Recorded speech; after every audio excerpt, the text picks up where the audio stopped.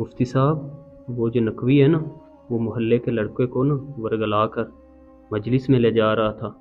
तो मैंने रोका है, तो मेरे साथ वो हज़रत उमर वाले टॉपिक पे बहस करने लग गया। तो मैंने उसे कहा कि आकर मुफ्ती साहब से बैठ कर ना दलील से बात करें। जी जी, आप उसे लेकर आएँ, उस काले को मैं समझाता हूँ। इस मुफ्ती का तो मैं इलाज करता हूँ आज। आ जाए, मुफ्ती साहब बुला रहे हैं। चलो। हाँ जी मुफ्ती साहब, किसके कसीदे पढ़ा रहे हैं बच्चों को? नकवी साहब, आप तशरीफ रखें, दलाइल से बात होगी। फैज़ान, कुर्सी लाओ और नकवी साहब को बिठाओ।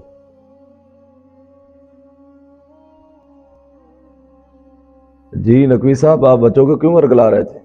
क्या मैंने वर्गलाना है जी बच्चों को? बच्चों को हकीकत बता रहा हूँ। जो हजरत उमर ने ब्लंडर किए हुए हैं, सईदा पाक का जो दरवाजा जलाया था, उन पे जो अहले बैत ने जुल्म किया था, वो लोगों को बता रहा हूँ कि उमर के कसीदे सुनना बंद कर दें आप।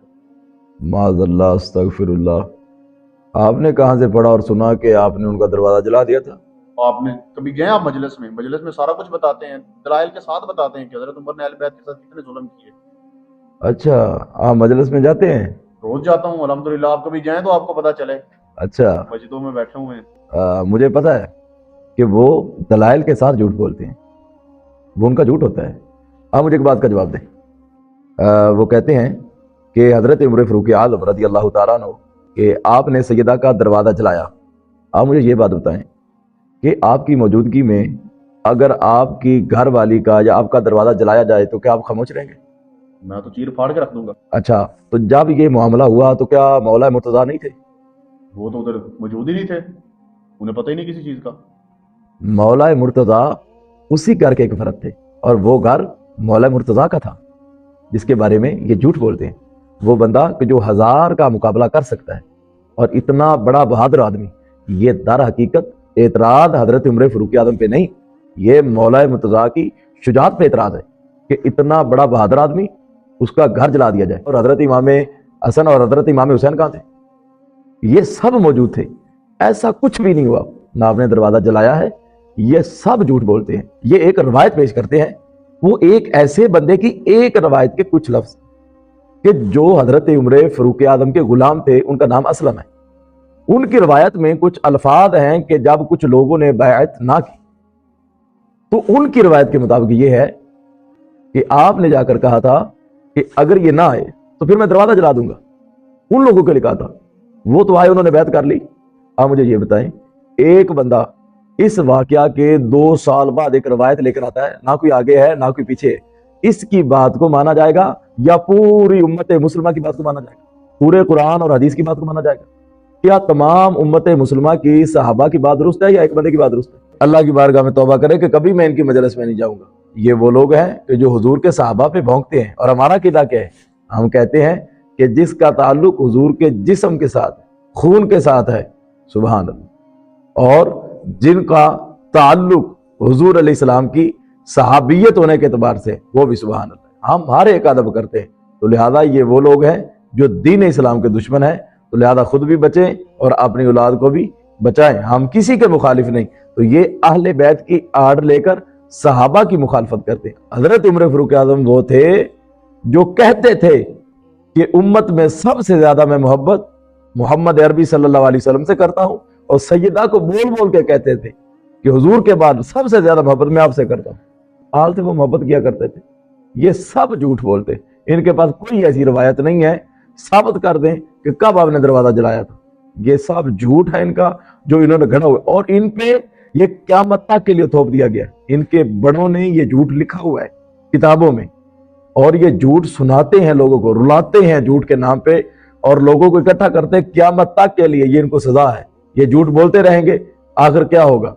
अला लानतुल्लाहि अलल कादिबीन, फिर झूठों पे अल्लाह की लानत है। और हजरत उमर फ़ारूक आज़म तो वो है कि जिनके लिए हुजूर ने खुसूसन दुआ फरमाई कि या अल्लाह इनके वसीला से, सदका से, या अल्लाह इस्लाम को इज्जत अता फरमा। आप देखें, ये जो ये पहनाते हैं लोगों को, ये आपको भी उन्होंने पहना दिया। आपको पता कि ये हराम नजायज है। तो बरकत के लिए ना, कि वो जो अहले बैत वाले, उनकी बरकत से इमाम ज़ैनुल आबिदीन को जो कड़ियां लगी थी, तो ये बरकत के लिए तो पहनाते हैं ना।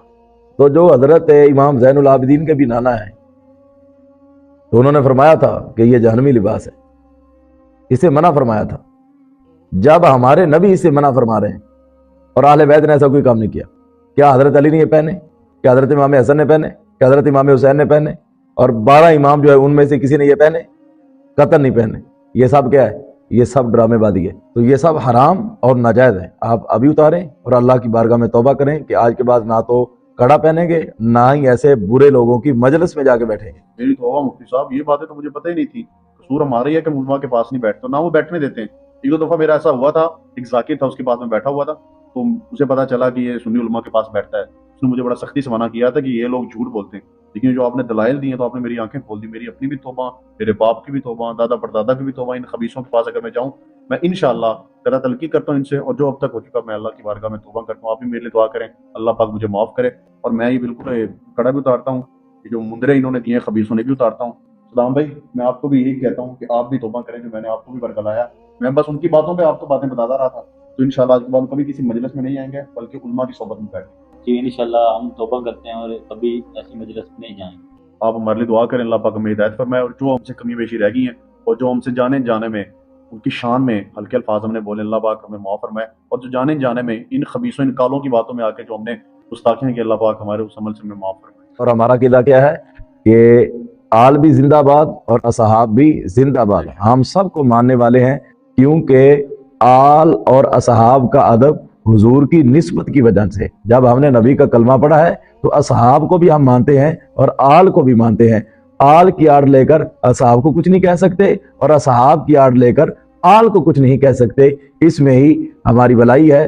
अल्लाह ताला इसमें ही हमें मौत अता फरमाए। यही अकीदा अल्लाह हमें नसीब फरमाए, हमारी नस्लों को, हमारी औलादों को, ता क़यामत इसी तरह अल्लाह ताला कायम फरमाए। तो सहाबा हमारी जान है, सहाबा हमारी पहचान है, और सहाबा का ईमान हमारे लिए मायार है। कुरान ने कहा वकुल्लम वअदल्लाहुल हुस्ना, हर सहाबी नबी हर सहाबी नबी। हाँ, यही हमारा ईमान है, यही हमारा अकीदा।